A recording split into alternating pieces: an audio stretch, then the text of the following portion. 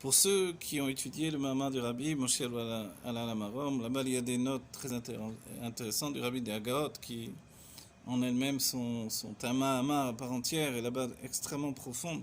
Le Rabbi nous dit que finalement comment il est possible qu'il y a eu un état qui dépasse les mondes. Donc dans le Etzraïm on voit la chose de cette manière-là. Il y a une Nekuda Saïd de laquelle, donc un point central duquel vont se répandre les orotes, les lumières, dans l'explication évidemment du Mahor, et puis se retirer. Elles vont se retirer, et ça c'est le texte tel qu'il est. Et ensuite il y a l'explication évidemment que c'est pas Kepshuto, let atar panoïne, il n'y a rien vide de lui, c'est bien que ça a été un LM. Et si le Gaon de Vilna a été dans le sens simple des choses, c'est-à-dire dans le Mahor, dans le luminaire il y a eu un retrait, évidemment c'est très grave dans la conscience que finalement nous sommes dans un monde qui est comme un monde orphelin où la présence de Dieu n'existe plus.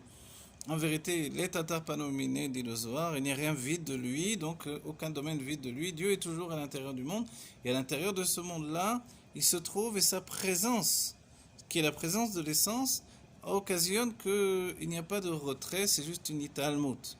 Bishvili nivra haolam, pour moi le monde a été créé, et le Baal Shem Tov va expliquer, les rabbins le reprendront, tous les rabbins jusqu'au Rabbi Melech Mashiach, il y a cette notion de pour moi a été créé le Elem. Le Elem, c'est le voile.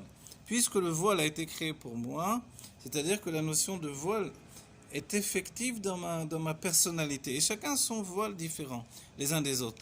Sous-entendu que grâce à ce voile-là, je peux me considérer, me structurer, également m'élever de niveau en niveau.